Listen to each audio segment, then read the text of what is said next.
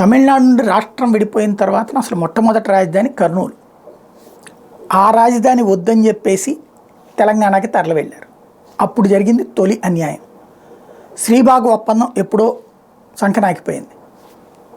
ఆ తర్వాత రోజుల్లో జరిగినటువంటిది కనీసం మొన్న హైకోర్టు, రాష్ట్ర విభజన తర్వాత హైకోర్టు అక్కడ పెట్టుంటే చాలా బాగుండేది, లేదా కనీసం అసెంబ్లీ అక్కడ పెట్టుంటే ఒక బాధ్యతగా ఉండేది.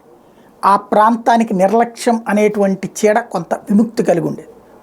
కొంత ఉపాధి అవకాశాలు ఉండేవి హైకోర్టు పెట్టుంటాయి. ఎందుకంటే లాయర్లు వీళ్ళందరూ అక్కడికి వెళ్తారు, వాళ్ళ కారణంగా అక్కడ ఇళ్ళు ఇవి ఉంటాయి. అట్లాగే హోటళ్ళు గేటళ్ళు బిజినెస్లు, కొత్త డెవలప్మెంట్ అనేటువంటిది అవకాశం ఉండేది. అది పక్కన పెట్టేశారు. సరే, జగన్ వచ్చాక అది పెడితే అడ్డుకోవడానికే శతవిధాల ప్రయత్నిస్తున్నారు. రెండవది ఫిల్మ్ ఇండస్ట్రీ. అయితే హైదరాబాద్, లేకపోతే ఇప్పుడు విశాఖపట్నంలో రామానాయుడు స్టూడియో కొండ పైన, లేదా అక్కడే డెవలప్మెంట్ అన్నటువంటి. మొన్న జగన్ వచ్చాక ఇక రెండో వైపును ప్రోత్సహించే చర్యలో భాగంగా ఆ యాత్ర సినిమా డైరెక్టర్ రాఘవ అక్కడ అడిగితే కొండ మీద ఇచ్చారు. దాన్ని ఇప్పుడు ఆపేస్తున్నారు. ఈనాడు దాని మీద విషం చిమ్మి దాన్ని ఆపించింది. ఓవరాల్గా రాయలసీమ డెవలప్మెంట్ అన్నటువంటి కాన్సెప్ట్కి చిన్నపాటి అవకాశం కూడా రానియకుండా అడ్డుపడటం. అక్కడ ఇప్పటికి ఇండస్ట్రీస్ వస్తున్నాయి. ఇండస్ట్రీస్తో గ్రోత్ అయితే కనుక కర్నూలు డెవలప్ అయిపోవాలా, చిత్తూరు డెవలప్ అయిపోవాలా, అన్నీ డెవలప్ అయిపోవాలి కదా. మరి ఎందుకు అవ్వట్లేదు? ఇండస్ట్రీస్ అనేటువంటిది వన్ ఆఫ్ ద పార్ట్ గ్రోత్లో. కానీ మెయిన్ ఏంటయ్యా అంటే ఒక యాక్సెసబిలిటీ.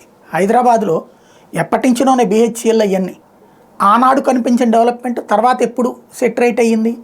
ఒక ఇది హుస్సేన్ సాగర్ లాంటి టూరిజం స్పాట్స్ డెవలప్ చేయడం, ఆ తర్వాత కాలంలో హైటెక్ సిటీ, ఇట్లాంటివన్నీ. కాబట్టి ఈ డెవలప్మెంట్కి సంబంధించి సినిమా ఇండస్ట్రీ అంతా ఇక్కడికి తరలి రావడం వల్ల అతిపెద్దదైనటువంటి మార్పు జరిగింది. అట్లాంటిది ఇక్కడికి రాయలసీమ ప్రాంతంలో